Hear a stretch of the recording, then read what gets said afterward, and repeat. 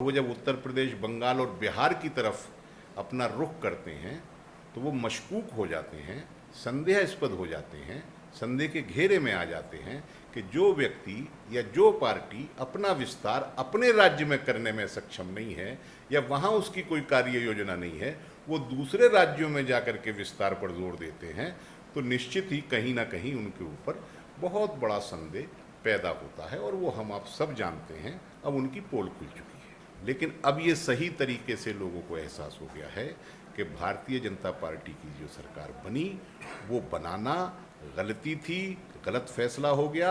हमें विकास चाहिए और विकास अखिलेश यादव कर सकते हैं। तो मैं समझता हूं कि इस 22 में लोग रियलाइज करके भारतीय जनता पार्टी को पूरे तरीके से रिजेक्ट करेंगे। असदुद्दीन ओवैसी की पार्टी ने चुनाव लड़ा ना, कहीं तेजस्वी यादव को नुकसान हुआ, तो क्या अखिलेश यादव को नुकसान होगा ओवैसी के लड़ने से? देखिए, उनकी एक अलग पार्टी है और वो आज़ाद हैं। 100 पर नहीं, वो 403 सीटों पर भी अगर चुनाव लड़ना चाहें तो वो लड़ने के लिए फ्री है, कोई रोक टोक नहीं है। मैंने अभी आपसे ये कहा कि जनता गठबंधन करेगी। ओवैसी साहब पहले भी उत्तर प्रदेश में किस्मत आजमा चुके हैं और पिछले चुनावों में वो 100 से ज़्यादा। अच्छा, आखिरी सवाल था मेरा, कितनी सीट उत्तर प्रदेश समाजवादी पार्टी? हमारे नेता ने कहा है 350 + 1 और हम कहना चाहेंगे कि उससे एक आध सीट ज़्यादा ही हम अपने नेता के आह्वान पर देंगे।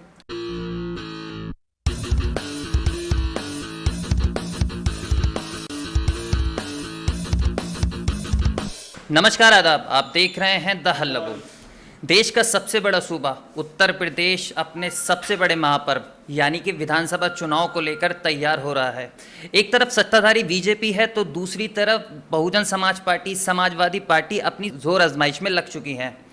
इसी पर आज बात करने के लिए मेरे साथ मौजूद हैं पूर्व राज्यसभा सांसद जावेद अली खान साहब और उनके साथ मौजूद हैं संभल से समाजवादी पार्टी के विधायक जनाब नवाब इकबाल महमूद साहब। तो सबसे पहले बात करते हैं पूर्व राज्यसभा सांसद जावेद अली खान साहब से। सर, बीजेपी भी पूरी ताकत लगा रही है आने वाले विधानसभा चुनाव में कि पिछली बार के नतीजों से बड़ी चुनावी जीत हो। समाजवादी पार्टी भी पूरी ताकत लगा रही है कि इस बार सरकार की बदली की जाए।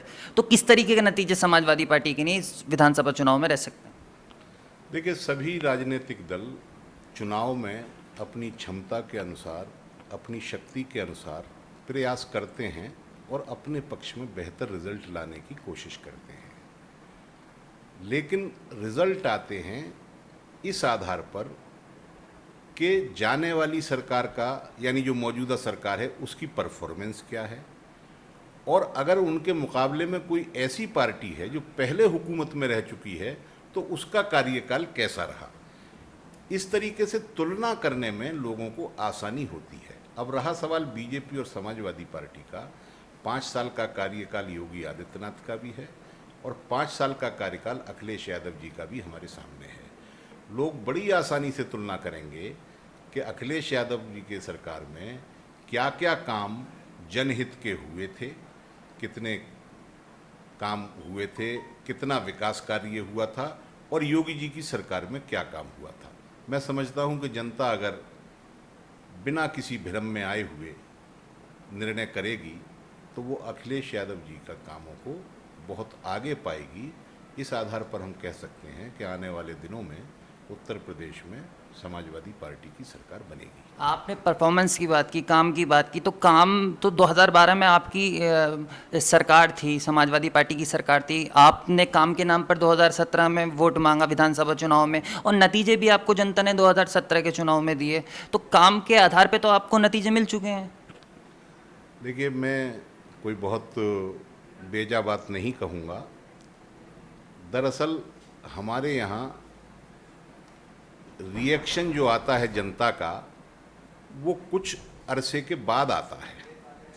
मिसाल के तौर पर मैं बताऊं कि जिस काम के लिए माननीय मुलायम सिंह यादव जी को जाना जाता है और जिस लिए उनकी तारीफ की जाती है, वो घटना है बाबरी मस्जिद को बचाने की घटना, जो 30 अक्टूबर 1990 को हुई थी।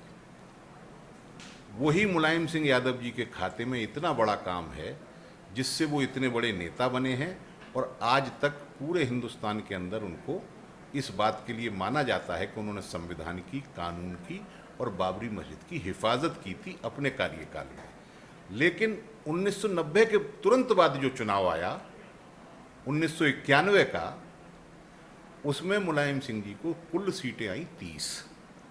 लेकिन फिर 93 में जो चुनाव आया उसमें लोगों ने रियलाइज़ किया कि नहीं, माननीय मुलायम सिंह यादव जी ने संविधान और कानून की हिफाजत की थी, और उस वक्त हमने जल्दबाजी में फैसला किया तो 93 में माननीय नेताजी को मुख्यमंत्री लोगों ने बना दिया। इसी प्रकार 2017 में शायद उत्तर प्रदेश की जनता सही रियलाइजेशन नहीं कर पाई अखिलेश जी के कामों का, क्योंकि तुलना करने के लिए सामने कुछ नहीं था, और भारतीय जनता पार्टी के भ्रम जाल में, उनके बहकावे में, उनके झूठे प्रचार में और उनके हिंदू मुस्लिम पोलराइजेशन में जनता फंस गई और भारतीय जनता पार्टी की सरकार बन गई। लेकिन अब ये सही तरीके से लोगों को एहसास हो गया है कि भारतीय जनता पार्टी की जो सरकार बनी वो बनाना गलती थी, गलत फैसला हो गया। हमें विकास चाहिए और विकास अखिलेश यादव कर सकते हैं। तो मैं समझता हूं कि इस 22 में लोग रियलाइज करके भारतीय जनता पार्टी को पूरे तरीके से रिजेक्ट करेंगे। अच्छा, एक सवाल ये भी था कि गठबंधन बनाए जा रहे हैं अलग अलग। अखिलेश यादव कह रहे हैं कि छोटी छोटी पार्टियों के साथ गठबंधन मिलके हम चुनाव लड़ेंगे और बीजेपी को हराएंगे। लेकिन 2017 के चुनाव हो, कांग्रेस के साथ समाजवादी पार्टी का गठबंधन, 2019 में बहुजन समाज पार्टी के साथ समाजवादी पार्टी का गठबंधन, नतीजे बिल्कुल उलट आए। जैसे आपने सोचा था उस तरीके के नतीजे नहीं आए। तो छोटी पार्टियों से के साथ मिलकर चुनाव लड़कर आप बीजेपी को कैसे हरा सकते हैं? मतलब क्या क्या क्या क्या सोचकर, मतलब छोटी पार्टियों के साथ आप गठबंधन कर रहे हैं कि और हम बीजेपी को हरा देंगे?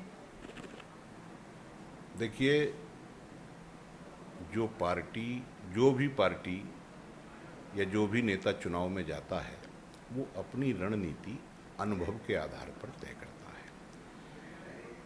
बहुजन समाज पार्टी के साथ 2019 में हमारा गठबंधन और 2017 में कांग्रेस के साथ हमारा गठबंधन, हम लोगों का अनुभव बहुत सुखद उसमें नहीं रहा। हम ये समझते हैं कि भारतीय जनता पार्टी के पास सामने अगर समाजवादी पार्टी मजबूती से लड़े, अकेले भी लड़े, तो भी हम समाजवादी पार्टी के लोग बीजेपी को हराने में सक्षम हैं। लेकिन कुछ इलाकों में छोटे छोटे दल हैं जो वैचारिक आधार पर हमसे भिन्न नहीं हैं, जो राजनीति में जो समीकरण कहते हैं, जिन्हें यूकेशंस हम लोग कहते हैं, उन समीकरणों के अंदर भी हमारे साथ फिट होते हैं। तो हम उन छोटे दलों से गठबंधन करेंगे। भारतीय जनता पार्टी के खिलाफ ऐसा नहीं कि गठबंधन ही उसको हराएगा। पश्चिम बंगाल का तजुर्बा अभी ताज़ा हमारे सामने है। वहाँ एक बहुत बड़ा गठबंधन, कितना बड़ा गठबंधन कि एक पार्टी या एक फ्रंट तो उस गठबंधन में ऐसा था जिसने 34 वर्ष हुकूमत की पश्चिम बंगाल में, और एक बड़ी पार्टी जिसने देश पर 60 साल राज किया। कांग्रेस और लेफ्ट पार्टियों का गठबंधन हुआ और वहाँ तृणमूल कांग्रेस बीजेपी के मुकाबले पर अकेली थी। उनके साथ एक आईएसएफ नाम की वहाँ पार्टी जो माइनॉरिटी में बहुत पॉपुलर कही जा रही थी, वो भी उनके साथ थी। उनके गठबंधन को मात्र 1 सीट मिली और तृणमूल कांग्रेस को विशाल बहुमत मिला, 213 या 214 सीटें मिली। तो ये कोई वो यकीनी बात नहीं है कि साहब बड़ी पार्टियां मिलें तभी गठबंधन हो सकता है। एक पार्टी दूसरी पार्टी को हरा सकती है। और आखिरी बात इस संबंध में मैं ये कहना चाहता हूँ कि कई बार ऐसा होता है कि पार्टियों के गठबंधन फेल हो जाते हैं और जनता का गठबंधन जो है वो कामयाब हो जाता है। पश्चिम बंगाल में पार्टियों का गठबंधन फेल हुआ, जनता का गठबंधन कामयाब हुआ, और हमें इस बार उम्मीद है उत्तर प्रदेश के अंदर कि समाजवादी पार्टी के नेतृत्व में जनता अपना गठबंधन करके भारतीय जनता पार्टी को हराएगी। अच्छा, मेरा एक सवाल ये भी था कि असदुद्दीन ओवैसी की पार्टी 100 सीटों पर चुनाव लड़ेगी, नुकसान होगा समाजवादी पार्टी को? क्योंकि समाजवादी पार्टी मुस्लिम वोटरों पर बताती है कि उनके साथ है, मुस्लिम वोटर उनके साथ हैं, तो नुकसान होगा समाजवादी पार्टी को ओवैसी के चुनाव लड़ने से? क्योंकि बिहार में असदुद्दीन ओवैसी की पार्टी ने चुनाव लड़ा ना कहीं तेजस्वी यादव को नुकसान हुआ। तो क्या अखिलेश यादव को नुकसान होगा ओवैसी के लड़ने से? देखिए, उनकी एक अलग पार्टी है और वो आज़ाद हैं। 100 पर नहीं, वो 403 सीटों पर भी अगर चुनाव लड़ना चाहें तो वो लड़ने के लिए फ्री है, कोई रोक टोक नहीं है। मैंने अभी आपसे ये कहा कि जनता गठबंधन करेगी। ओवैसी साहब पहले भी उत्तर प्रदेश में किस्मत आजमा चुके हैं और पिछले चुनावों में वो 100 से ज़्यादा सीटें भी लड़े थे। मैं एक बात कहना चाहता हूँ, कोई राजनीतिक दल जो अपने विस्तार की योजना बनाता है उसमें वो चुनाव लड़ता है, लेकिन ओवैसी साहब हैदराबाद शहर से बाहर तेलंगाना में एक सीट भी नहीं लड़ते।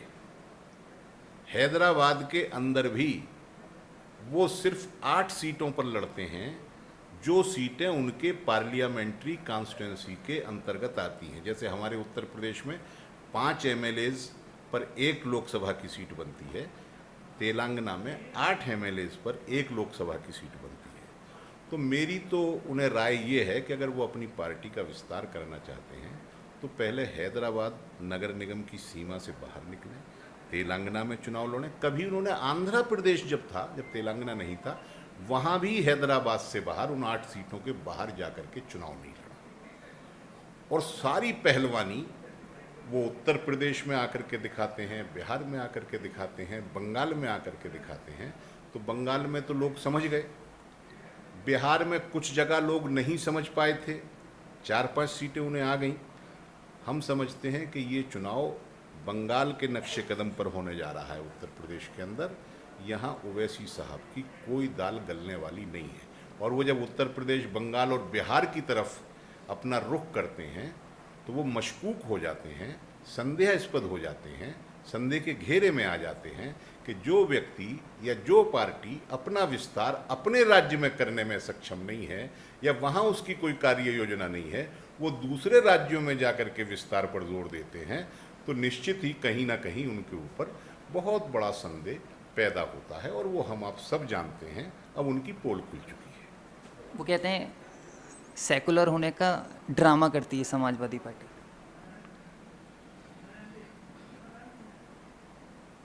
अब वो कुछ भी कह सकते हैं, उनकी ज़ुबान पर तो हम पाबंदी लगा नहीं सकते, लेकिन समाजवादी पार्टी सेकुलर पार्टी है। समाजवादी पार्टी भारत के संविधान में जिस स्पिरिट के साथ सेकुलरिज्म को दर्ज किया गया है, उसी स्पिरिट के साथ सेकुलरिज्म का अनुसरण करती है। अच्छा, आखिरी सवाल था मेरा, कितनी सीट उत्तर प्रदेश में समाजवादी पार्टी? हमारे नेता ने कहा है 350 + 1, और हम कहना चाहेंगे कि उससे 1 सीट ज़्यादा ही हम अपने नेता के आह्वान पर देंगे। शुक्रिया हमसे बात करने। ये थे मेरे साथ समाजवादी पार्टी के पूर्व राज्यसभा सांसद जावेद अली खान साहब, जिन्होंने आने वाले विधानसभा चुनाव को लेकर अपनी बात रखी। कैमरामैन ऋषभ के साथ मोहम्मद आमिर, द हल्ला बोल।